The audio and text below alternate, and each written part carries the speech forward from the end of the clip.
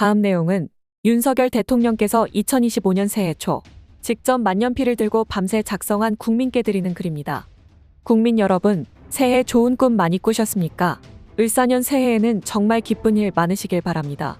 저는 작년 12월 14일 탄핵 소추되고 나서 혼자 생각하는 시간을 많이 갖게 됐습니다. 좀 아이러니하지만 탄핵 소추가 되고 보니 이제서야 제가 대통령이구나 하는 생각이 듭니다. 26년의 공직생활, 8개월의 대선 운동, 대통령 당선과 정권 인수 작업, 대통령 취임 이후 새벽부터 밤 늦게까지 정신없이 일만 하다 보니 제가 대통령이라는 생각을 못하고 지내온 것 같습니다. 공직 인사, 선거 공약과 국정과제, 현안과 위기관리 등 외교, 안보, 경제, 사회 문제를 정말 치열하게 고민하고 토론하고 어려운 결정을 해야 하는 일이 많았습니다. 저는 학창시절부터 능력은 노력이라는 생각을 가지고 살아왔기에 무조건 열심히 치열하게 일해왔습니다. 대통령답게 권위도 갖고 휴식도 취하고 하라고 조언하는 분도 많이 계셨지만 취임 이후 나라 안팎의 사정이 녹록치 않았습니다. 글로벌 안보 및 공급망 위기, 고물가, 고금리, 고환율의 외생적 경제 위기가 닥쳐왔습니다. 지난 정부의 포퓰리즘 정책에 따른 국가 채무의 폭발적 증가, 부동산 정책 실패에 따른 연끌 가계대출 문제, 소주성 정책에 의한 최저임금 인상 등으로 자영업자와 소상공인, 중소기업의 경영 악화와 대출금 문제 등은 경제 위기를 극복해 나가는 데 어려움을 더하였습니다. 하지만 국민 여러분께서 어려운 여건에도 저와 정부를 믿고 따라주신 덕분에 차근차근 현안과 위기를 풀어갈 수 있었습니다. 징벌적 과세 정책을 폐기하고 시장 원리에 충실하게 부동산 정책을 펴온 결과 주택 가격을 안정적으로 관리하고 글로벌 중추국가 외교와 경제를 연결하여 해외 시장을 개척하고 수출에 노력한 결과 지난해 역대 최대 수출 실적을 달성하고 우리보다 인구가 2.5배 많은 일본을 거의 따라갔습니다. 1인당 GDP는 지난해 일본을 추월했고요. 한미동맹의 핵기반 업그레이드와 포괄적 전략동맹 강화, 그리고 한일 관계 정상화를 통한 한미일 3국 협력 체계는 우리 경제의 대외 신인도를 든든하게 뒷받침해 주었습니다. 요새는 안보와 경제 그리고 사회개혁을 위해 이리 뛰고 저리 뛴 지난 2년 반의 시간이 파노라마처럼 스쳐갑니다. 좀 더 현명하게 더 경청하면서 잘했어야 했는데 하는 후회도 많이 듭니다. 지난 대선 기간 그리고 취임 후 2년 반의 시간을 돌이켜보면 부족한 저를 믿고 응원해주신 국민 한 분 한 분의 얼굴이 떠오르고 지친 몸을 끌고 새벽 일을 시작하시는 분들, 추운 아침, 미래를 준비하기 위해 책가방을 둘러매고 나가는 학생들, 어려운 여건에서 아프고 불편한 몸으로 고생하시는 분들 생각이 많이 납니다. 찾아뵙고 도움을 드리지 못해 안타까운 마음입니다. 부지런히 돌아다니고 일하다가 이렇게 직무정지 상태에서 비로소 내가 대통령이구나 라는 생각을 하게 되는 것은 이러한 안타까움 때문이 아닌가 싶습니다. 이번 직무정지가 저희 공직생활에서 4번째 직무정지입니다. 검사로서 1차례, 검찰총장으로서 2차례, 모두 3차례의 직무정지를 받았습니다. 제 주변 사람들은 제게 적당히 타협하고 조금 쉬운 길을 찾지 않는다고 어리석다고 합니다. 어리석은 선택으로 직무정지를 받다 보면 가까운 사람들이 등을 돌리고 외로움을 느낄 때도 있지만 시간이 지나면 오해도 풀리고 많은 분들의 응원과 격려가 힘이 되었습니다. 늘 저희 어리석은 결단은 저의 변함없는 자유민주주의와 법치주의에 대한 신념이었습니다. 자유민주주의가 아닌 민주주의는 가짜 민주주의이고 민주주의의 이름을 빌린 독재와 전체주의입니다. 민주주의는 개인의 자유를 지켜주기 위한 제도이고 자유민주주의는 법치주의를 통해 실현되는 것입니다.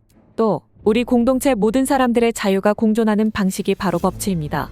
법치는 자유를 존중하는 합리적인 법과 공정한 사법관에 의해 실현됩니다. 법치주의는 자유민주주의의 핵심 요소입니다.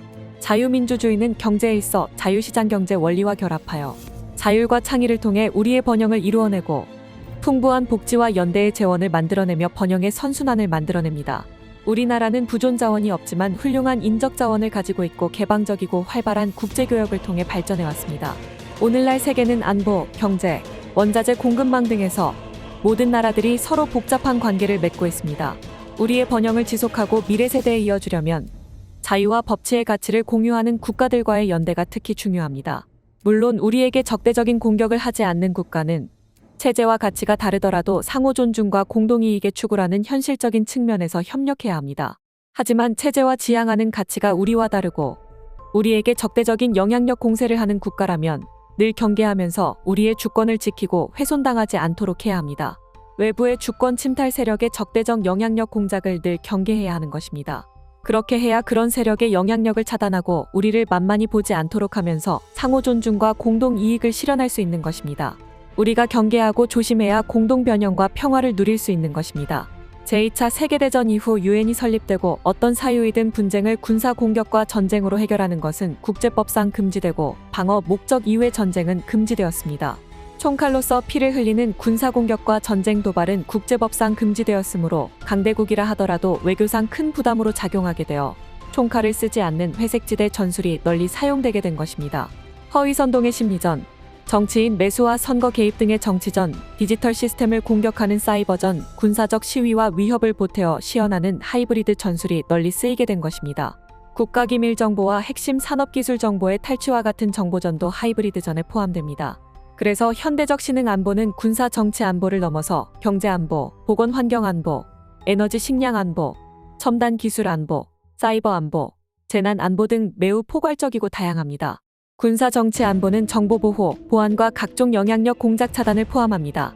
군사 도발과 전쟁은 상대국의 주권을 침탈하는 정치 행위인데 국제법이 금지하는 군사 도발과 전쟁을 하지 않고 공격과 책임 주체도 뚜렷이 드러나지 않는 다양한 회색지대 하이브리드 전을 주권 침탈의 수단으로 사용하는 것입니다. 특히 권위주의 독재 국가, 전체주의 국가는 체제 유지를 위해 주변국을 비롯한 많은 국가들을 속국 내지 영향권 하에 두려고 하고 있습니다. 국내 정치 세력 가운데 외부의 주권 침탈 세력과 손을 잡으면 이들의 영향력 공작에 도움을 받아 정치 권력을 획득하는 데 유리합니다. 그러나 공짜는 없습니다. 우리의 핵심 국익을 내줘야 합니다. 국가기밀 정보, 산업기술 정보뿐 아니라 원전과 같은 에너지 안보와 산업 경쟁력 등을 내주고 나아가 자유의 가치를 공유하는 국가들과의 연대를 붕괴시키고 스스로 외교 고립화를 자초합니다. 국익에 명백히 반하는 반국가 행위를 하는 것입니다.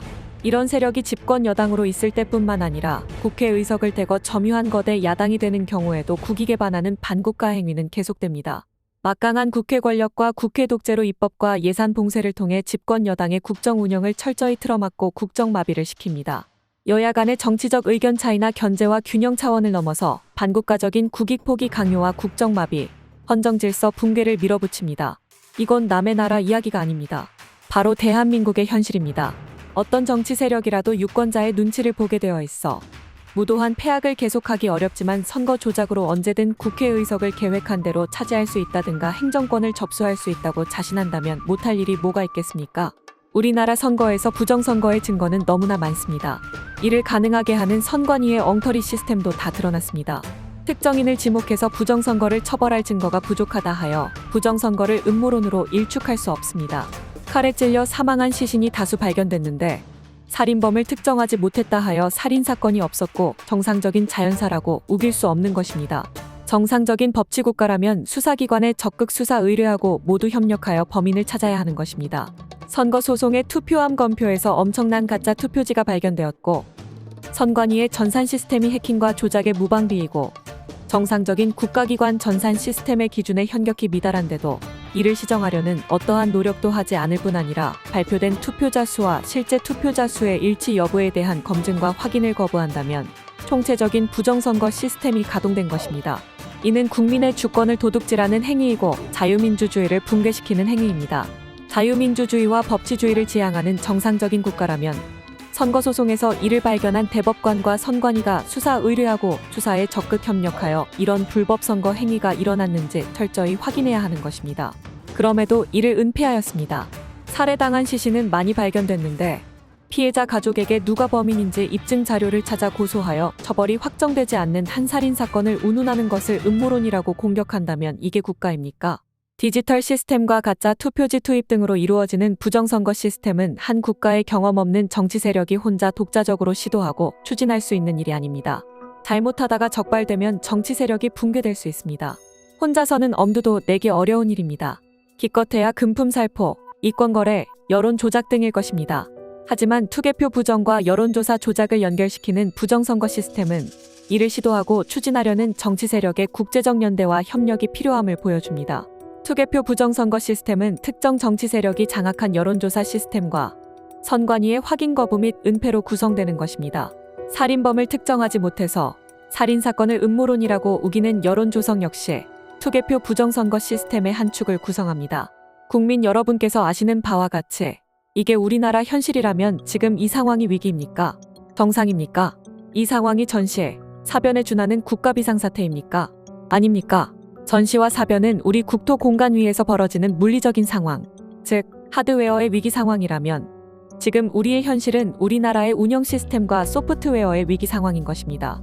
헌법 66조는 대통령은 국가원수로서 국가를 대표하며 국가의 독립, 영토의 보전, 국가의 계속성과 헌법을 수호할 책무를 진다고 되어 있습니다. 쉽게 말하면 대통령에게 대한민국의 하드웨어를 지키고 운영체계와 소프트웨어를 수호하라는 책무를 부여한 것입니다. 거대 야당이 국회 독재를 통해 입법과 예산을 봉쇄하여 국정을 마비시키고 위헌적인 법률과 국익에 반하는 비정상적인 법률을 남발하여 정부에 대한 불만과 국론 분열을 조장하고 수십 차례의 줄탄핵으로 잘못 없는 고위공직자들의 직무를 정지시키고 심지어는 자신들의 비리를 수사하고 감사하는 검사와 감사원장까지 탄핵하고 자신들의 비리를 덮는 방탄 입법을 마구잡이로 추진하는 상황은 대한민국 운영체계의 망국적 위기로서 대통령은 이 운영체계를 지켜낼 책무가 있습니다. 저는 헌법기관인 감사원장까지 탄핵하여 같은 헌법기관인 헌법재판소의 법정에 세우려는 것을 보고 헌법 수호 책무를 이행하기 위한 비상조치가 필요하다고 생각하였습니다. 거대 야당의 일련의 행위가 전시에, 사변에 준하는 국가비상사태라고 판단하고 대통령에게 독점적 배타적으로 부여된 비상계엄 권한을 행사하기로 한 것입니다. 계엄은 과거에는 전쟁을 대비하기 위한 것에 국한되는 것이었지만 우리 헌법은 이에 준하는 국가비상사태라고 규정하여 전쟁 이외의 다양한 국가위기 상황을 계엄령 발동 상황으로 예상하고 있습니다. 국가위기 상황에서 자유민주국가의 대통령이 가장 먼저 해야 할 일은 주권자인 국민들에게 국가위기 상황을 알리고 이를 극복하기 위해 힘쓰자는 호소를 하는 것입니다. 국가위기 상황을 군과 독재적 행정력만으로 돌파할 것이 아니라 주권자인 국민과 상황을 공유하고 국민의 협조를 받아 돌파해야 하는 것입니다. 계엄이라는 말이 상황의 엄중함을 알리고 경계한다는 뜻이 아니겠습니까? 저는 우리나라의 자유민주주의와 국민 주권이 위기 상황임을 잘 인식하지 못하고 계신 국민들께 상황의 위급함을 알리고 주권자인 국민들이 눈을 부릅뜨고 국회 독재의 망국적 폐악을 감시, 비판하게 함으로써 자유민주주의와 헌법 질서를 지키려 하였습니다. 그래서 국방부 장관에게 국회 독재를 알리고 질서 유지를 하기 위해 그리고 부정선거 가동 시스템을 국민들께 제대로 알리고 진상을 파악하기 위해 필요 최소한의 병력 투입을 지시하였고 국회 280명, 선관위에 290명의 병력이 투입된 것입니다. 국회에 투입된 280명의 병력은 국회 마당에 대기해 있다가 그리고 선관위에 투입된 병력은 수십 명의 디지털 요원만 내부 시스템에 접근하고 나머지는 외부에 대기해 있다가 계엄 선포 2시간 30분 만에 국회의 계엄 해제 요구 의결이 있자 즉각 철수하였고 아무런 사상자나 피해 없이 평화롭게 마무리되었습니다. 국민 여러분, 계엄은 범죄가 아닙니다. 계엄은 국가위기를 극복하기 위한 대통령의 권한 행사입니다. 그렇기 때문에 대통령의 권한 행사를 보좌하기 위해 합동참모본부에 계엄과가 있는 것입니다. 계엄 이꼬르 내란이라는 내란몰이 프레임 공세로 저도 탄핵 소추되었고 이를 준비하고 실행한 국방부 장관과 군 관계자들이 지금 구속되어 있습니다. 참으로 어이없는 일입니다. 병력 투입 시간이 불과 2시간인데 2시간짜리 내란이 있습니까? 방송으로 전 세계, 전 국민에게 시작한다고 알리고 3시간도 못 되어 국회가 그만두라고 한다고 병력 철수하고 그만두는 내란 봤습니까? 합참 계엄과 계엄 매뉴얼에 의하면 전국 비상계엄은 최소 6에서 7개 사단 병력 이상, 수만 명의 병력 사용이 전제되어 있습니다. 국방부 장관은 합참에서 작전부장과 작전본부장을 지낸 사람으로 이런 걸 모를 리 없습니다. 계엄의 형식을 빌린 대국민 호소이기 때문에 소규모 병력을 계획한 것입니다. 국회의원과 국회 직원 등은 신분증 확인을 거쳐 국회 출입이 이루어졌으므로 계엄 해제 요구 결의안 심의가 신속하게 진행되었고 본관과 마당에는 수천 명의 사람들이 오히려 280명의 군을 에워싸고 있었습니다. 병력 철수 지시에 따라 군은 마당에 있던 시민들에게 공손히 인사하고 철수했습니다. 국회를 문 닫으려 한 것입니까? 아니면 폭동을 계획하기로 했습니까? 최근 야당의 탄핵소추 관계자들이 헌법재판소에서 소추 사항 중 내란죄를 철회하였습니다. 내란죄가 도저히 성립될 수 없으니 당연한 조치를 한 것입니다. 그런데 내란몰이로 탄핵소추를 해놓고 재판에 가서 내란을 뺀다면 사기탄핵, 사기소추 아닙니까? 탄핵소추 이후의 상황을 보아도 그 오랜 세월 민주화 운동을 했다고 자부하는 정치인들이 맞나 싶습니다. 하지만 최근 많은 국민들과 청년들이 우리나라의 위기 상황을 인식하고 주권자로서 권리와 책임의식을 가지게 된 것을 보고 있으면 국민들께 국가위기 상황을 알리고 호소하길 잘했다고 생각되고 국민들께 깊은 감사를 느끼게 됩니다. 저는 대통령에 출마할 때부터 우리나라의 대통령이라는 자리가 영광의 길이 아니라 형극의 길이라는 사실을 잘 알고 있었습니다. 하지만 이 나라의 자유민주주의를 반듯하게 세우고 자유와 법치를 외면하는 전체주의적 이권 카르텔 세력과 싸워 국민들에게 주권을 찾아드리겠다고 약속한 만큼 저 개인은 어떻게 되더라도 아무런 후회가 없습니다. 제가 독재를 하고 집권 연장을 위해 이런 식으로 계엄을 했겠습니까? 그런 소규모 미니 병력으로 초단시간 계엄을 말입니다. 사법적 판단이 어떻게 될지는 제가 알 수 없는 일이지만 국민 여러분께서는 이 계엄이 헌법을 수호하고 국가를 살리기 위한 것인지 아닌지 잘 아실 것으로 저는 믿습니다. 과거에는 대통령의 독재에 국회의원들이 저항하고 민주화 투쟁을 했다면 세계 어느 나라 헌정사에서도 유례가 없는 막가파식 국회 독재의 폐악에 대해 헌법 수호 책무를 부여받은 대통령으로서 당연히 저항하고 싸워야 하는 것입니다. 국가 기능을 정상화시키고 자유민주주의를 지키기 위해서입니다. 수사권 없는 기관에 체포영장이 발부되고 정상적인 관할이 아닌 법관 쇼핑에 의해서 나아가 법률에 의한 압수수색 제한을 법관이 임의로 해제하는 위법 무효의 영장이 발부되고 그걸 집행한다고 수천 명의 기동경찰을 동원하고 1급 군사시설 보호구역을 무단 침입하여 대통령 경호관을 영장 집행방해로 현행범 체포하겠다고 나서는 작금의 사법 현실을 보면서 제가 26년 동안 경험한 법조계가 이런 건지 어처구니가 없습니다. 자유민주주의를 경시하는 사람들이 권력에 칼자루를 쥐면 어떤 짓을 하는지, 우리나라가 지금 심각한 망국의 위기 상황이라는 제 판단이 틀리지 않았다는 씁쓸한 확신이 들게 됩니다. 자유민주주의와 법치는 동전의 양면입니다. 자유민주주의를 실현하는 법치는 형식적 법치, 꼼수 부리는 법치가 아닙니다. 이런 법치는 인민민주주의 독재, 전체주의 국가에서 자유를 억압하기 위해 악용되는 법치입니다. 법은 자유민주주의 헌법 정신을 실현하기 위해 만들어져야 하고 일단 만들어진 법은 다수결의 지배가 아니라 소수자 보호와 개인 권익 보호에 철저를 기해야 하는 것입니다. 우리나라 좌파 운동권도 자신들이 주류가 아닐 때는 이러한 법치주의의 보호에 기대왔지만 국회 절대 다수 의석을 차지한 다음에는 실질적 법치보다 다수결의 민주가 우선하며 법치국가적 통제보다 민주적 통제를 앞세우고 있습니다. 저는 검찰총장 시절 민주당 정권의 이런 무법적 폐악을 제대로 겪었습니다.